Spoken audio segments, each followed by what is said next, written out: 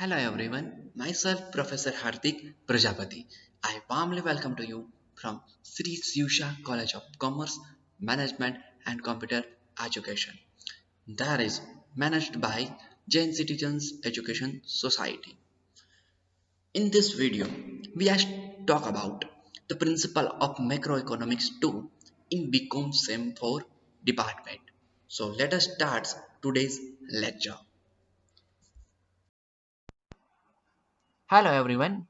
In this video lecture, we will start our new topic is that the International Monetary Fund. In this video lecture, we will study about the origin of IMF, structure of IMF, background of IMF, function of IMF, and the different types of the meaning are used, means short form are used in IMF. Now, first of all, we understand about the what is the IMF. IMF means that International Monetary Fund. It is related with fund like a F and funding are defined this in short form. Now, why IMF is established and which year IMF is established in our IMF origin. Members countries is 44 countries over the world. આખી દુનિયામાંથી 44 દેશો છે એ international monetary ફંડના member તરીકે work કરે છે તો કે yes અને આ છે એ તો આઈએમએફ છે એ કે જે એગ્રીમેન્ટ મુજબ છે એની સ્થાપના થઈ હતી. The IMF is related with the Bretton Woods Agreement. What is the Bretton Woods Agreement? This is the one type of round table meeting and all the member countries are accepted that agreement, then that called Bretton Woods Agreement. And which year is founded? The IMF is founded in 1944 in July month. Now, this is the origin of IMF. And now let us talk about the structure of IMF and why IMF is founded and what is the aim of IMF. If we will study. Here I show you the structure of IMF. What is the structural body of IMF? IMF structure body is like that. First of all, we understand about this is the pyramid type of power flow in this structure of IMF. First is that the board of governor. It is related with the power of the governing body. Okay. And next, second is the IMFC. IMFC means International Monetary Fund Committee. And next, third step is that the executive board. Executive board is related with the country's authority and advise informally. Okay. Next is that MD. MD means like managing director. And last is the bottom management is that staff. And here we two other factor are conducted in this structure of body or body structure or body of IMF. First is the G20 and G7 summit. We know that the all 7 country are group. It is called as a group of 7 and it is the called as a group of G20. Okay, now and second is the country authorities. Okay, now one by one we studied the body of governor. Body of governors is represents the country's authority. એટલે કે જે country છે ને એની authority છે એને represent કરે છે body of governor.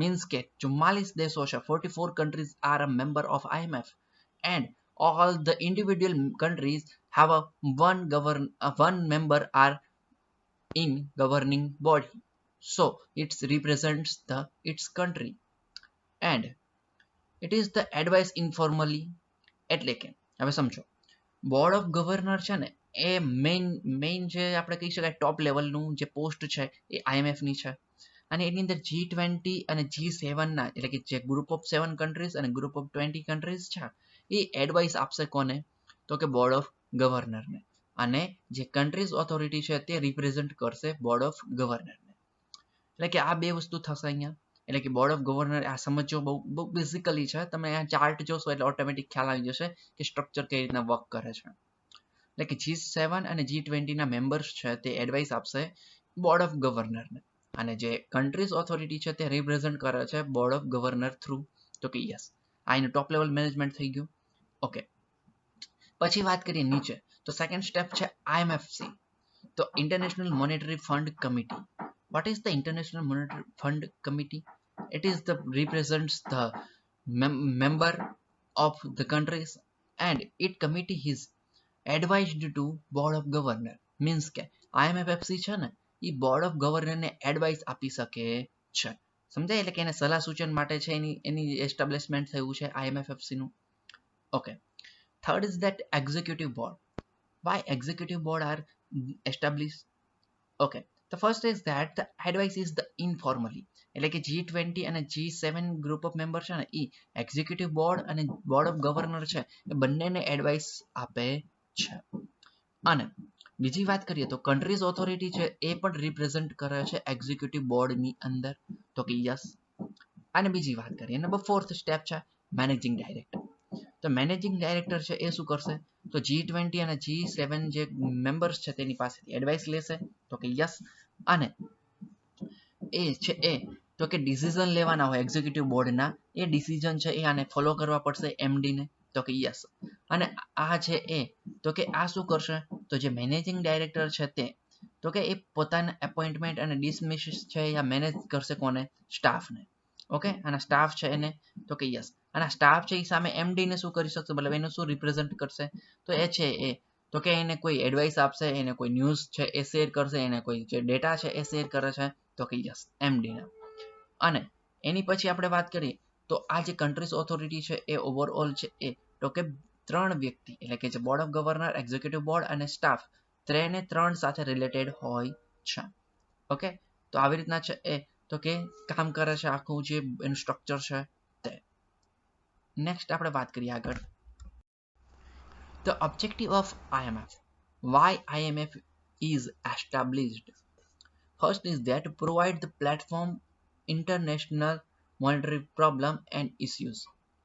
એટલે કે હવે જે મોનેટરીને લઈને જે પૈસાની બાબતો છે એને લઈને જે પણ પ્રોબ્લેમ અને ઇસ્યુ થાય છે ઇન્ટરનેશનલ લેવલ ઉપર એને છે એ તો કે યોગ્ય પ્લેસ ઉપર એની ચર્ચા કરવી તો કે યસ એક વર્ક આ કરે છે કોણ તો કે આપણું IMF છે તે ઓકે તો એની માટે એક આ જરૂરી છે IMF ક્યારે એટલે કે એના કારણે આનું છે એ સોલ્યુશન કરવા માટે એનો એસ્ટાબ્લિશમેન્ટ થયું છે balance growth of international trade એટલે કે હવે સમજો જે ગ્રોથ હોવો જોઈએ સમજાય એટલે કે જે ગ્રોથ છે એ બેલેન્સ થવો જોઈએ હવે એવું તો ન હોવું જોઈએ કે મતલબ કોઈ ડેવલપ્ડ કન્ટ્રીઝ છે એ વધારે ને વધારે ડેવલપ્ડ થતી જાય અને જે ડેવલપિંગ છે એ ડેવલપિંગ જ રહે અને અંડર ડેવલપમેન્ટ છે એ સોરી અંડર ડેવલપિંગ કન્ટ્રી છે એ અંડર ડેવલપિંગ જ રહે તો આવું તો પોસિબલ નથી તો કે યસ તો એના કારણે શું કરવું જરૂરી છે તો એ બેલેન્સ કરવું જરૂરી છે તો આ બેલેન્સ કરવા માટે છે એ એસ્ટાબ્લિશ થયું છે IMF ની સ્થાપના થઈ છે નેક્સ્ટ વાત કરીએ તો provide the employment for members countries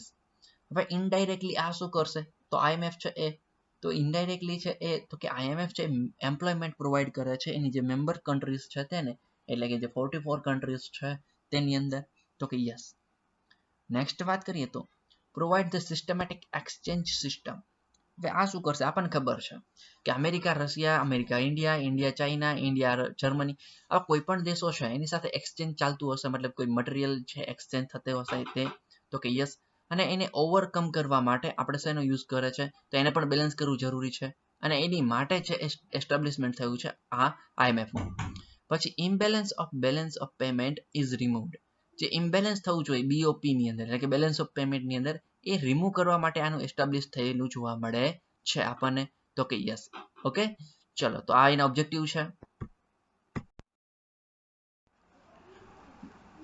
Now let us talk about the functioning of the fund Why the all functioning are conducted due to the IMF? International Monetary Fund carries out its functions to fulfill the objectives determined as per the Bretton Woods Agreement.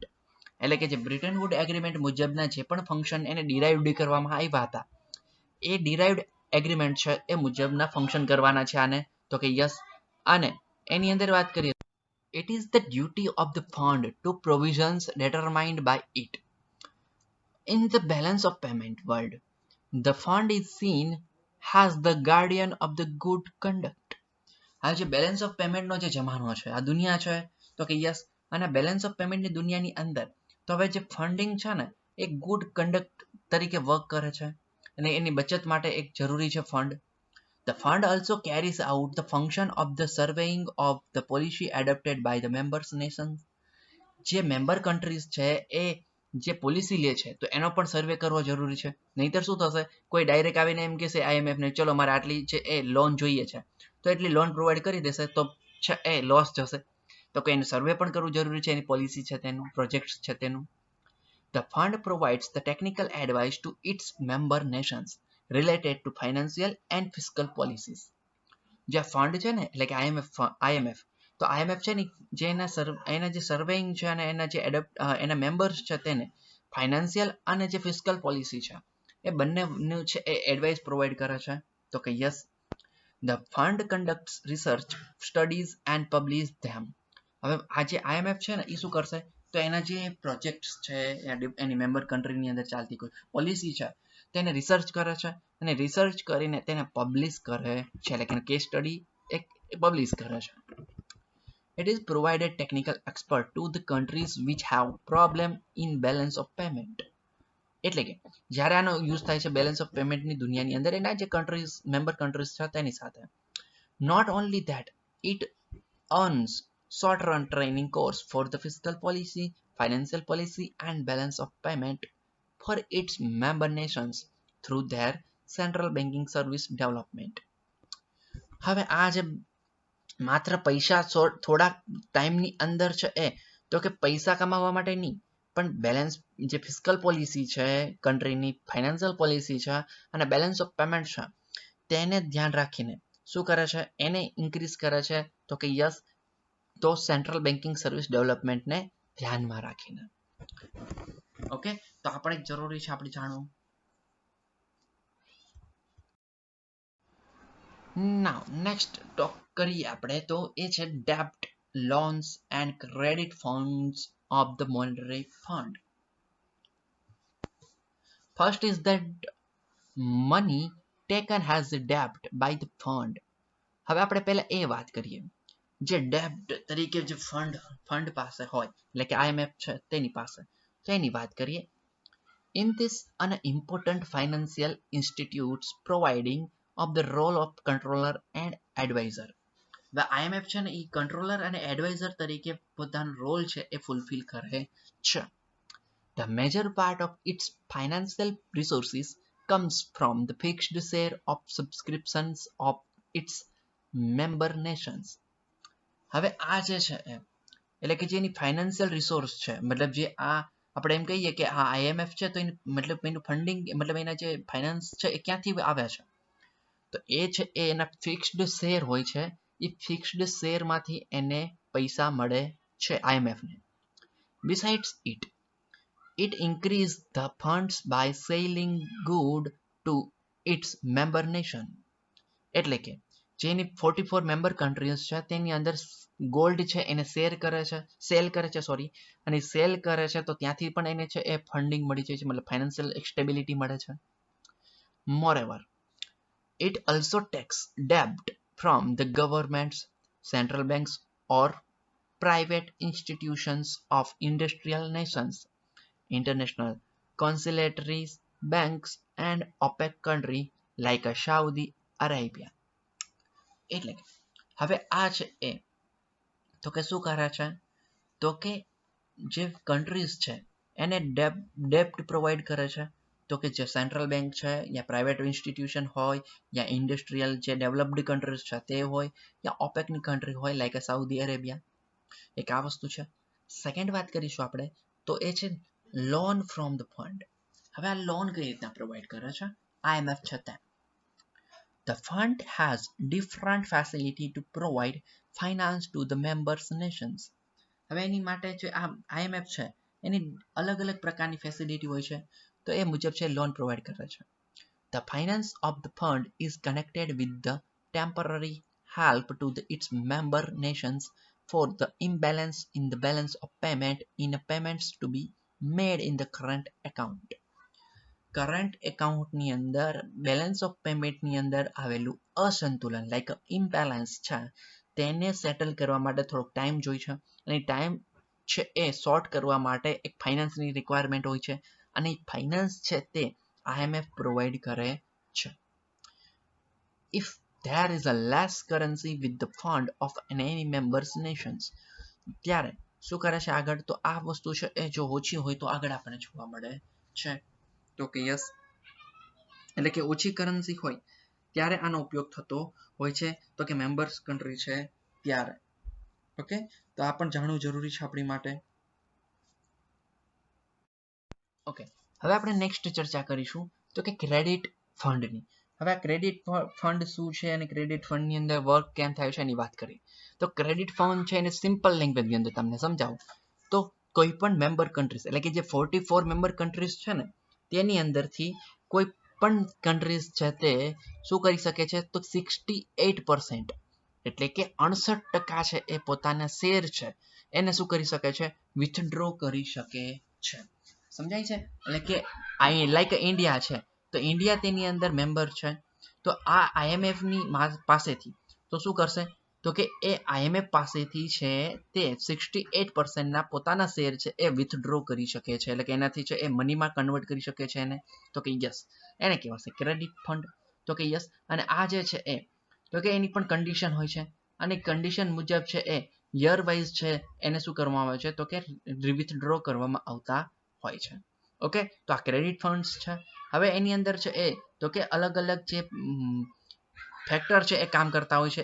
એની વાત કરીએ તો પહેલું છે buffer stock financing facility, એટલે કે હવે તમારે withdraw કરવા છે પોતાના જે શેર છે તેને એઝ અ રિપ્રેઝન્ટ કન્ટ્રી કરતા હોય ત્યારે, તો એની અંદર પહેલું એક કન્ડિશન છે બફર સ્ટોક ફાઇનાન્સિંગ કન્ડિશન, અને આ કન્ડિશન છે એ 1969 ની અંદર પ્રોવાઈડ કરવામાં આવી હતી. તો કે યસ, અને આ શું કરે છે, તો રિઝર્વ રાખે છે ક્વોલિટી ઓફ ગુડ્સને, એટલે કે જે ક્વોલિટી ઓફ ગુડ્સ છે તેને રિઝર્વ રાખે છે, અને એક્સપેક્ટેડ જે મેમ્બર્સ છે એને nation in the cooperation for stabilising price, અને આ છે એ જે બફર સ્ટોક છે એને શું કરે છે, તો કે સ્ટેબિલિટી લાવવા માટે પ્રાઇસને સ્ટેબલ કરવા માટે આ બફર સ્ટોક છે એને સેલ કરે છે.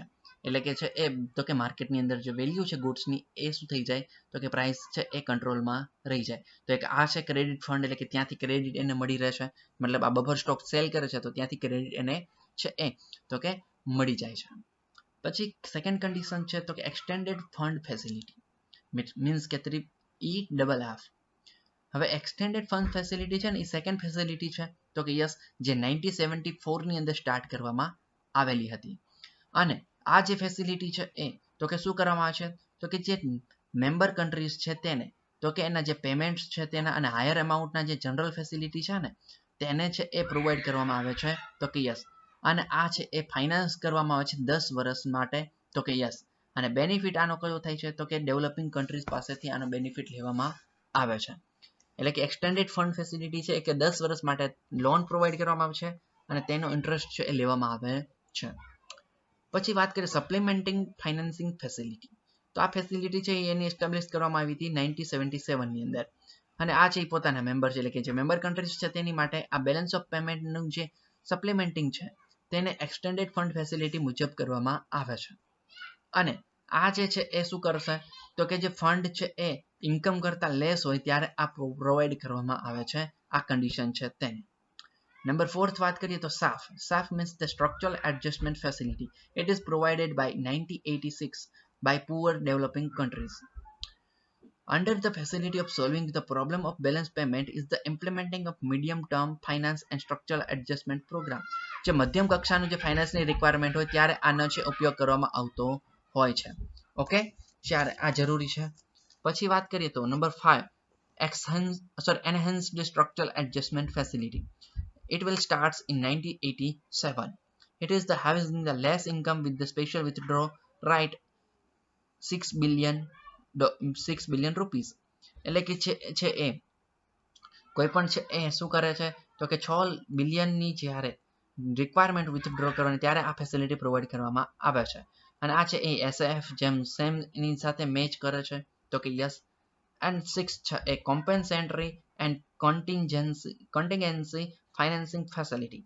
So what is the contingency financing facility? It is started in 1988 under the scope of the temporary fluctuation in the import extent of food grain which was due to the factor beyond the control of member nation.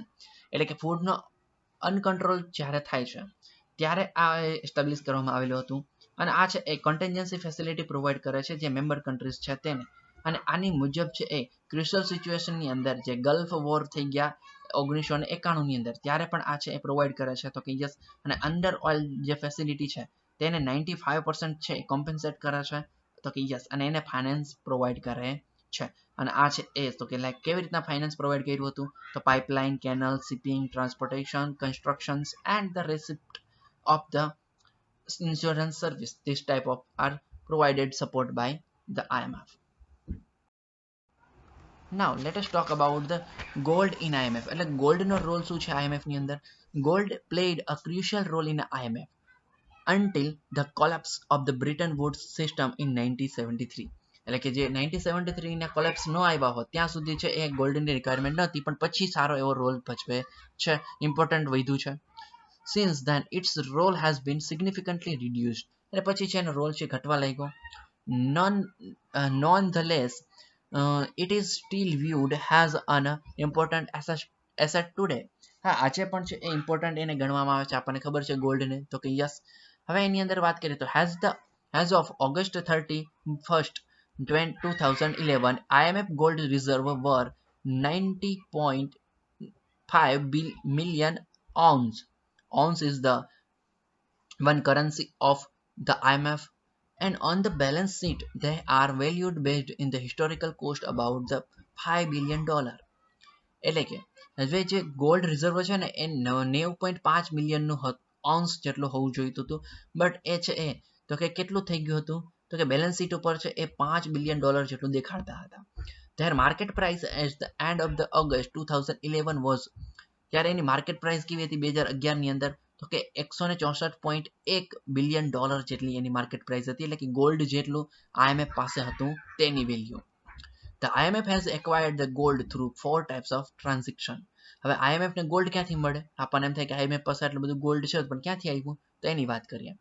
The IMF has acquired first is that the when it was founded એટલે કે જ્યારે એની સ્થાપના થઈ હતી ત્યારે 25% of initial quota subscription and later increasing to quota were paid in a gold. That is the largest source of gold.